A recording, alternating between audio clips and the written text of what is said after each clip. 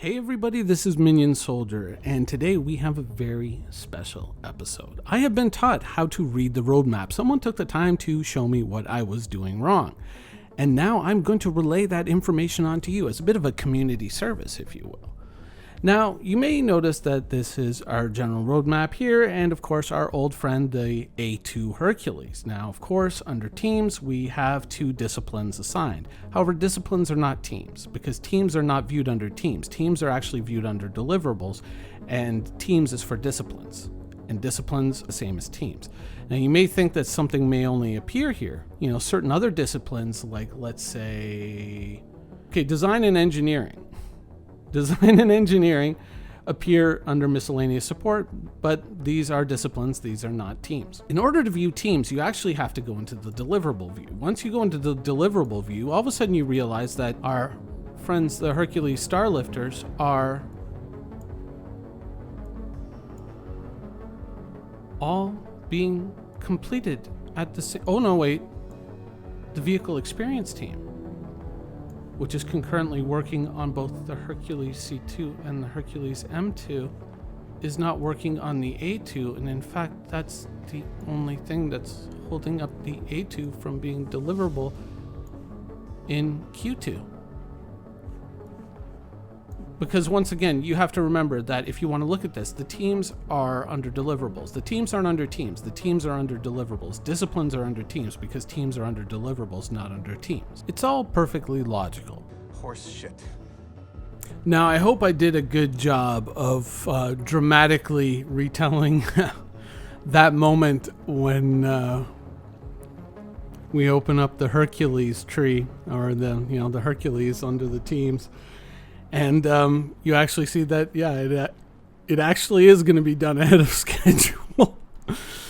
And just that dramatic pause moment where it's like, oh my God, why aren't they doing it? Why is the vehicle experience team waiting? Maybe they are waiting to figure out bombing, and then they're going to check it out after the bombing is done. Wait a minute.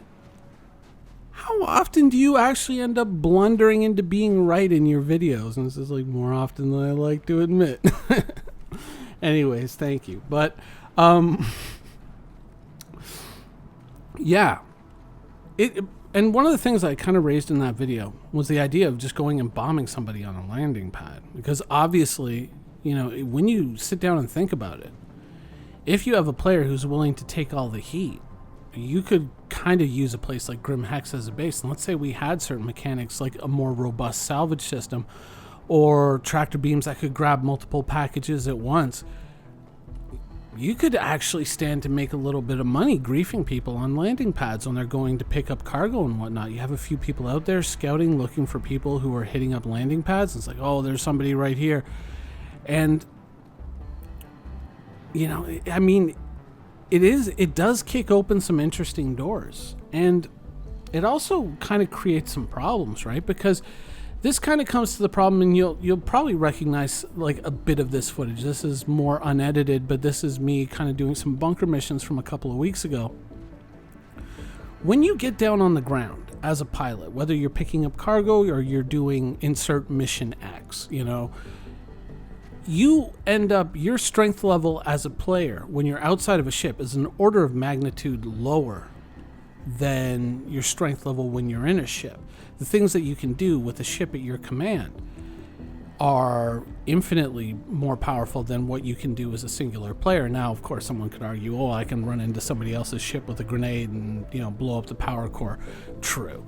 But when you think about it in a practical sense, a player going out and exploring a planet, somebody turns up on a ship and you're down here on the ground, that's not just, kind of creating an opportunity for someone to gank somebody else, but you're actually putting that player who's getting ganked, the person who's on the ground, you're actually putting them in a position where they are desperately weakened and desperately, they're just in a bad situation.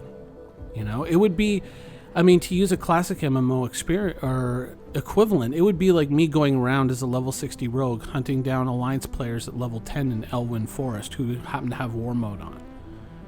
I mean, it would be that imbalanced. Now, at the same time, I mean, like, we do realize that open world PvP is going to be a part of Star Citizen, and I'm not advocating for any kind of like an overall systemic change, but you know, a lot of times when we're talking about Squadron 42, you know, a lot of the tolerance for Squadron 42 within the community, I think, comes from the fact that eventually Star Citizen gets Squadron 42's hand-me-downs. You know, the stuff that is developed for Squadron 42 ends up being in Star Citizen, and chances are, as they're developing Squadron 42, a lot of the work that they may do on the Odin system and its surroundings might immediately bleed into Star Citizen at some day in the future, so we're very, very tolerant of this. Whereas in another case, you know, if Chris Roberts was making, you know, Strike Fighter and Star Citizen at the same time, but Star Citizen was funding Strike Fighter, I think we would have some problems there, right? We would be like, no. But this we're willing to deal with. But I think that when so much development and energy is going into a single player game, and we're looking at it and we're saying, well, this bleeds over into Star Citizen, that's cool. But some of the gameplay mechanics, some of that kind of granular immersion, you know, in your face type gameplay mechanics, I think we do have to kind of look at these things from an MMO perspective and not a single player game perspective. Like when you think about going to a landing site as like a cargo hauler, right? Let's say you're someone who has to go down, you know, pick up a whole load of aluminum or whatever, you know, the hot mineral to trade is this week. You know, why do you have to get out of your ship and go and actually go to the console and buy that? Why is that not a mobiGlas app that as soon as you get to a physical location, you know, and you're landed, then that activates a state on your mobiGlas in the same way that you go up next to a gun rack or you go up next to a storage area in the game, as we're supposed to get it a little bit in 313, I believe. Or no, actually, yeah, 313 and 314, I think we're getting it. But, you know, when you go to a physical location in your ship, all of a sudden you have access to all these new inventories. Maybe it should be the same thing with a mobiGlas app where, like, a mineral trader can actually go and purchase minerals from a location on the landing pad, and then they would just have to wait the cycle of those minerals being loaded up into their ship, rather than having to get out of their ship, walk all the way up to the thing, push the button on the console, walk all the way back to their ship, wait for their ship to get loaded, because that is going to be a thing in the future, and then take off. Whereas, I mean, you should be able to just purchase it remotely, right? In a weird way, it's kind of like in the game we've fallen in love with the idea of swirling the whiskey in the glass, that we've forgotten to pay attention to the bullets flying past our heads, you know? And you know, in the past we've talked about, you know, the single player game difference and the multiplayer game difference, and I use, you know, Cyberpunk 2077 as an example. I was talking about, you know, you could stealth into a place and you can use contagion, which is like a virus that spreads. And so all you have to do is stealth in, spot one enemy, hit them with contagion. And if you've built your character even remotely right, even down at like level 15 or so, you can nuke everybody in the instance without ever having to fire a shot. It's so ridiculously overpowered. And yeah, it makes for fun gameplay if you're into that. But if you were to put that into a multiplayer game, it would be ridiculous. Right?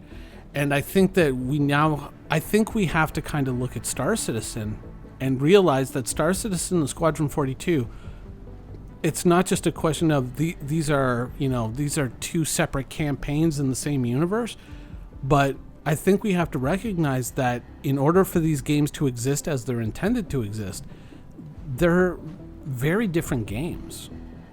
Now, you know, they do have shared assets. There's so many things that bleed into one another, but I think that, you know, while it's cool to have the option to do the very granular things, swirling the drink in the glass and all of that, even in an MMO game, and I wouldn't advocate to remove any of these things, but I think we have to start looking at the foundations of both these games, and we have to start asking some hard questions about what really works in an MMO versus what really works in a single player game, and maybe start drawing some lines, you know, some hard lines.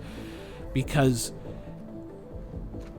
you know, all of these mechanics that you see in Star Citizen, if this was Elite Dangerous, this would all be fine, because I could just do this in solo mode and I would never have to worry about it. But, you know, especially when you have that difference in power between a player on foot on the ground and a player in a ship who just happens to turn up and hunt them down, when you have so many drastic power differences, I think you really have to start asking some of these really hard questions. You know, I don't know. It's just, to me, you know, when I see something like that and I start seeing the potential of what you could do with a bomber to somebody who just happens to be parked on the ground at that moment, I start to think that this could be really bad.